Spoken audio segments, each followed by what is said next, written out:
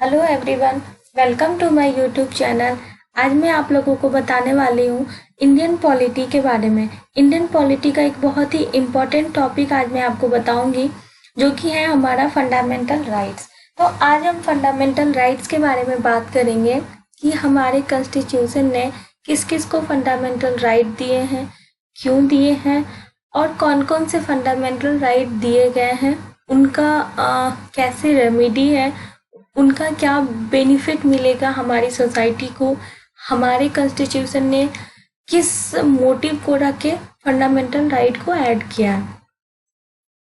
Next है हमारा कि हमारे फंडामेंटल राइट्स है क्या क्या। तो फंडामेंटल राइट्स के बारे में हम पहले 3 चीज़ें पढ़ेंगे कि कहाँ से फंडामेंटल राइट लिए गए, इनका आइडिया कहाँ पे सबसे पहले हुआ, जहाँ से हमारे कॉन्स्टिट्यूशन मेकर ने इस आइडिया को लिया है। नेक्स्ट है कि क्यों इसकी ज़रूरत क्यों पड़ी, क्या इसके बिना हमारा कॉन्स्टिट्यूशन नहीं बन सकता था, या फिर हमारे सोसाइटी में ऐसा क्या था जिसके लिए हमें फंडामेंटल राइट्स की ज़रूरत पड़ी। नेक्स्ट है हमारा कि फंडामेंटल राइट्स क्या है। नेक्स्ट वन इज ये कहाँ से लिए गए। अब मैं वन बाय वन आपको बताऊंगी कि ये कहाँ से लिए गए हैं। तो सबसे पहला हमारा है ये यूएसए के बिल ऑफ राइट से लिया गया है, जिसमें कि यूएसए में सबसे पहले इसका कॉन्सेप्ट आया था, जो कि बिल ऑफ राइट्स कहा गया था, और इसी को इंडिया में मैग्ना कार्टा ऑफ इंडिया भी कहा जाता है। समहाउ ऐसा भी कहा गया कि फ्रेंच रिवॉल्यूशन में भी फंडामेंटल राइट का कॉन्सेप्ट था, और कहीं ना कहीं फंडामेंटल राइट से वहाँ के जो मीडियम ग्रुप के पीपल थे, जो मिडिल क्लास लोग थे, उनका कुछ न कुछ, उनके कुछ जो भी प्रॉब्लम्स थे उनको सॉर्ट आउट किया गया था फंडामेंटल राइट्स के जरिए। नेक्स्ट है हमारा इंडियन कॉन्स्टिट्यूशन में फंडामेंटल राइट्स कहाँ लिखा गया। जैसा कि कोई बुक होता है, एक सिंपल से लैंग्वेज में हम समझ सकते हैं, कोई बुक होती है, अब बुक्स में कौन चैप्टर का है वो हमारे इंडेक्स में लिखा होता है। उसी तरह से हमारे कॉन्स्टिट्यूशन में बहुत सारी बातें लिखी गई हैं, तो हर टॉपिक को वन बाय वन सेपरेट किया गया है। कुछ टॉपिक को पार्ट 1 में, कुछ को पार्ट 2 में, जो जिसके अकॉर्डिंग रेलिवेंट होते हैं उसके अकॉर्डिंग उनको रखा गया। तो फंडामेंटल राइट्स हमारा पार्ट 3 में आता है, जिसके कि आर्टिकल नंबर है 12 to 35। ओरिजिनली ये हमारे 7 फंडामेंटल राइट्स थे, बट एक फंडामेंटल राइट जो कि राइट टू प्रॉपर्टी है, उसको कि अब फंडामेंटल राइट से हटा के लीगल राइट में कर दिया गया। तो प्रेजेंट डे में हमारे कॉन्स्टिट्यूशन के हिसाब से अब भी सिर्फ हमारे 6 ही फंडामेंटल राइट्स हैं। नेक्स्ट है कि हमारा कि हमें फंडामेंटल राइट्स की ज़रूरत क्यों पड़ती है। एक नॉर्मल से कॉमन से सेंटेंस में हम ये समझ सकते हैं कि अगर हम कहीं रहते हैं सोसाइटी में, तो रहने से पहले ऑल्दो हम ह्यूमन बीइंग है, तो सबसे पहले हम अपने राइट्स की बात करते हैं कि हमारे पास क्या राइट्स है। वही कॉन्सेप्ट को ध्यान में रख के ये चीज़ें बनाई गई कि लोग सोसाइटी में रहेंगे, सोसाइटी से एक स्टेट बनेगा, स्टेट से कंट्री बनेगी। तो एक पर्टिकुलर किसी सोसाइटी का डेवलपमेंट करना है, फिर सोसाइटी से एक सिटी का डेवलपमेंट करना है, सिटी से एक रीजन का डेवलपमेंट करना है। तो छोटे छोटे लेवल पे डेवलपमेंट करने के लिए हर सोसाइटी को, हर पीपल को सर्टेन राइट्स दिए गए, ताकि उनका पॉलिटिकल जो भी हमारे कंट्री का आइडल है, पॉलिटिकल डेमोक्रेसी, उसको हम प्रमोट कर सके। इंडिविजुअल के मॉरल और स्पिरिचुअल डेवलपमेंट को हम इन्हेंस कर सके, उनके इंटेलेक्चुअल डेवलपमेंट को इंक्रीज कर सके। तो ये सब सर्टेन नीड्स है, जिसकी वजह से फंडामेंटल राइट्स को ऐड किया गया। नेक्स्ट है कि हमारा कौन कौन से फंडामेंटल राइट हैं। तो पहले भी मैं आपको बता चुकी हूँ कि 6 फंडामेंटल राइट्स हैं। फर्स्ट है हमारा right to equality. Right to equality में ये होता है कि इंडिया में जितने भी हैं, चाहे वो हाई प्रोफाइल लोग हैं, लो प्रोफाइल है, एक एजुकेटेड पर्सन है, अनएजुकेटेड पर्सन है, एक रिच क्लास है, एक पुअर क्लास है, कोई भी हो, लॉ के सेंस में सारे पर्सन इक्वल हैं। अगर कोई बंदा क्राइम कर रहा है और वो बहुत ही रिच है, तो ऐसा नहीं है कि उसे सज़ा कम मिलेगी, और कोई गरीब है तो उसे सज़ा ज़्यादा मिलेगी, ऐसा नहीं। बट पहले ऐसा होता था कि जहाँ पे डेमोक्रेसी नहीं है, या फिर हम अगर इंडिया के या वर्ल्ड की हिस्ट्री को कुछ साल पहले जाके देखें, तो वहाँ पे हम देख सकते थे कि जो भी जजमेंट होता था, जो भी जस्टिस होता था, वो बेस्ड ऑन पावर, इन्फ्लुएंस, इन चीज़ों से होता था। बट फंडामेंटल राइट में राइट टू इक्वलिटी का यही प्रोविजन डाला गया है कि कोई भी हो, सब लॉ के बिफोर लॉ के नज़र में, कानून के सामने सारे इक्वल माने गए हैं। नेक्स्ट है हमारा right to freedom. Right to freedom में ये बताया गया है कि हमें क्या करने की आज़ादी है और हमें क्या नहीं करने की आज़ादी है। अगर हमें क्या करने की आज़ादी है तो हम एक किस लेवल पे जाके वो चीज़ करें, किस हद तक हमें एक बाउंड्री दी गई है कि आपके इस बाउंड्री तक आपके फ्रीडम है।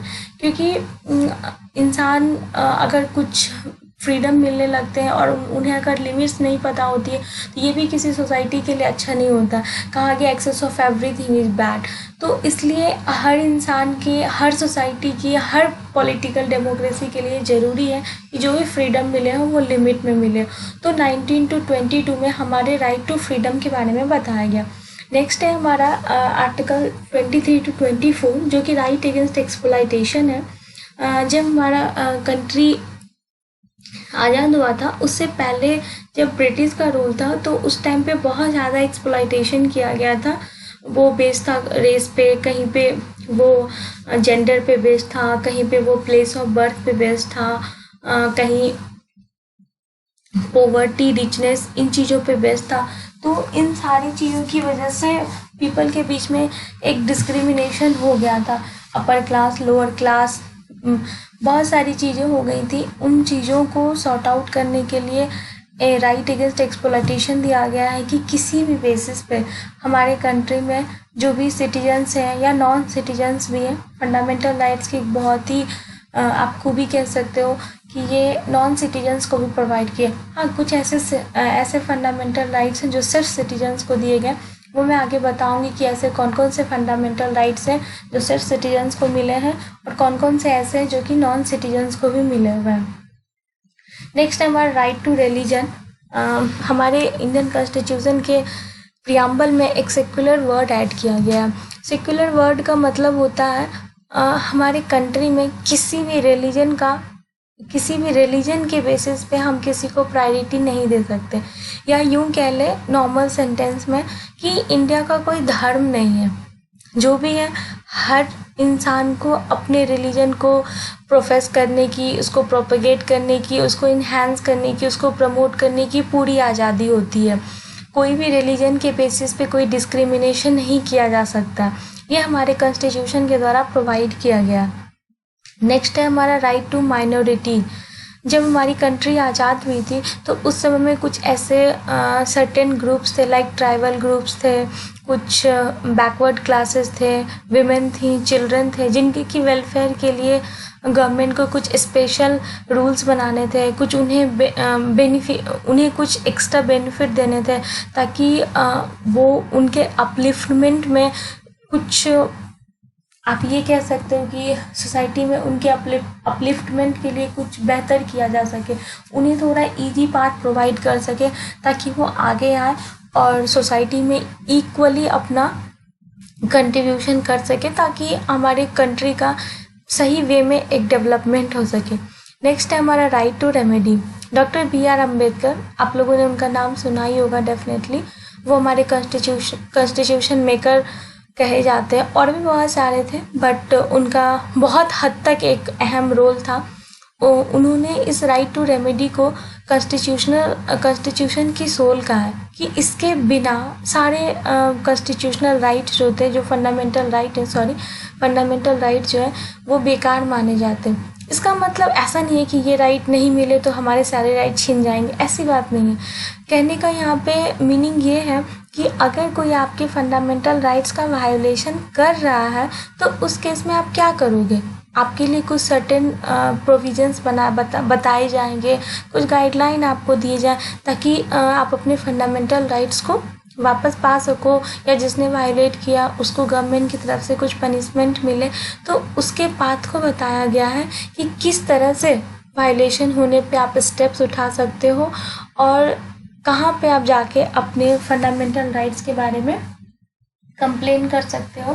तो ये एक बहुत ही अहम राइट है, जो कि सारे राइट का आप ये कह सकते हो कि बिल्डिंग ब्लॉक के रूप में है। अब मैं वन बाय वन आपको सारे आर्टिकल्स को एक्सप्लेन करूंगी। पहला हमारा आर्टिकल है article 12।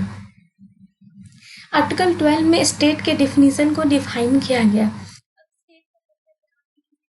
State like Bihar, UP, West Bengal, Maharashtra, Andhra, ऐसा कोई स्टेट नहीं है।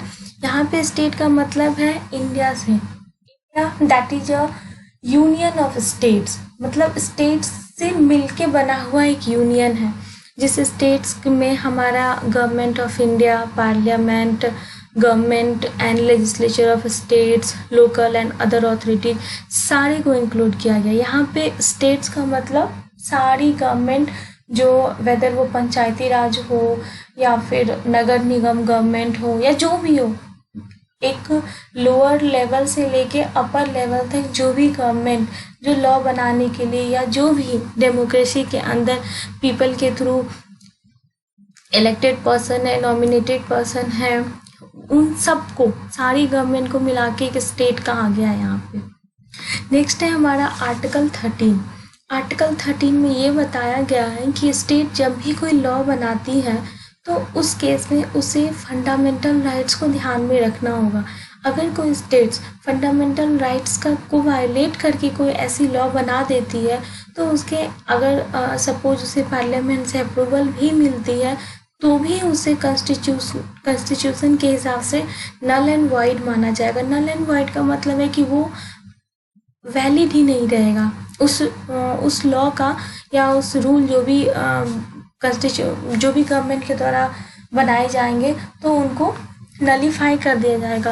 वेदर गवर्नमेंट सपोज कोई ऑर्डर इशू कर रहा है किसी सर्टेन केस में, कोई बाय लॉ निकाल रहा है, कोई किसी इमरजेंसी के टाइम में कोई रूल बन रही है, कोई रेगुलेशंस इम्प्लीमेंट हो रहे हैं, या प्रेसिडेंट या गवर्नर ऑर्डिनेंस जारी कर रहे हैं, तो जो भी कुछ होगा उसमें फंडामेंटल राइट्स को डेफिनेटली ध्यान में रख के ही किया जाएगा, ऐसा आर्टिकल 13 में कहा गया।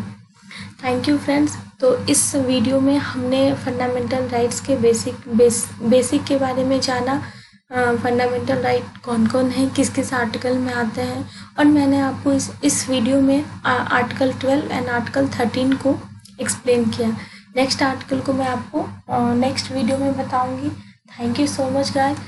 आप अपने कमेंट्स मुझे कमेंट बॉक्स में लिख सकते हैं। Thank you so much.